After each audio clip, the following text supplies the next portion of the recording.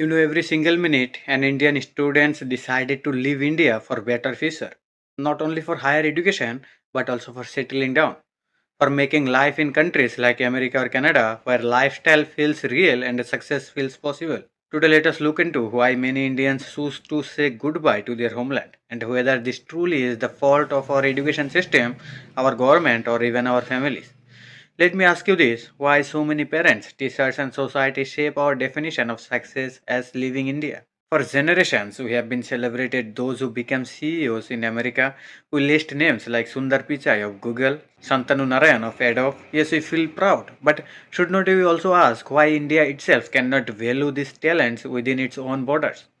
What stops India from giving its younger generation the dignity, opportunity, and support they truly deserve? What causes this massive brain drain? What makes India the country that loses the most talented youth every year, yet somehow stays happy about it? Here is a hard fact. According to data from our own parliament, more than 1.3 million Indian students are studying abroad. And they are not just studying, they are determined to settle there. And why? Because education in India, especially fields like medicine, has become too expensive and too difficult. A private MBBS degree can cost up to 70 lakh rupees, but studying in Ukraine or elsewhere can much cheaper. This means even the future doctors of India feel forced to seek education outside their motherland. On the top of that, the fierce competition is crashing. 20 lakh students fight for just 1 lakh medical seats every year. This enormous gap between the demand and opportunity pushes talent away from their homeland. Let's zoom out further. India has the world's largest diaspora, over 35 million Indian origin people living abroad.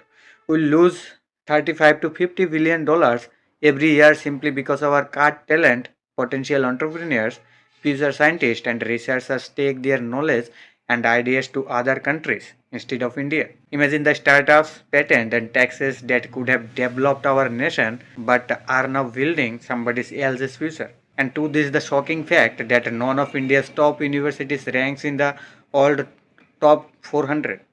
This gap is not just in numbers but in quality, education quality, faculty skills, employability, and above all, research and innovation. So, who is to blame?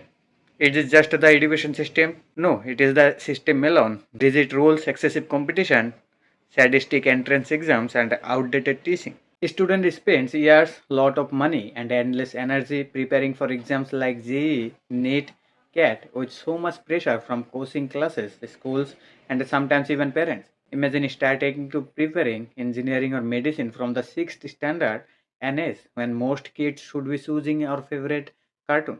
Let us talk about the system that makes us feel stuck. And why do our managers believe that working until midnight is the mark of good employee? Why this quantity valued over quality? Why there is no respect for work of life balance?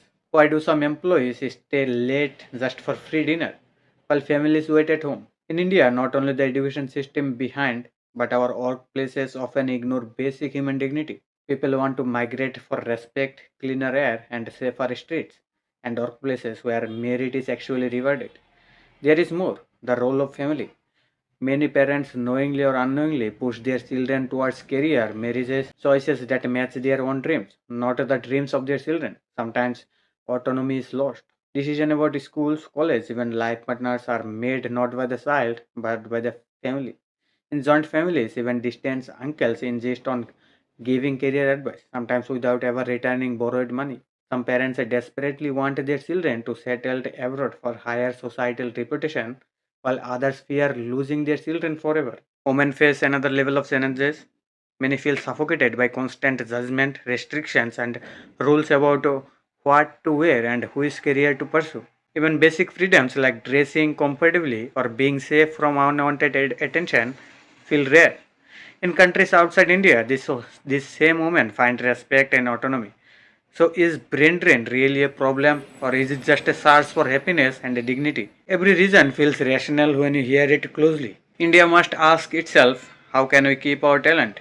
How can we respect our minds, value their dreams, improve quality, celebrate both the individual and the nation? If you want honest answer to big questions, remember to subscribe to the channel, and you have the power to force conservation to bring change.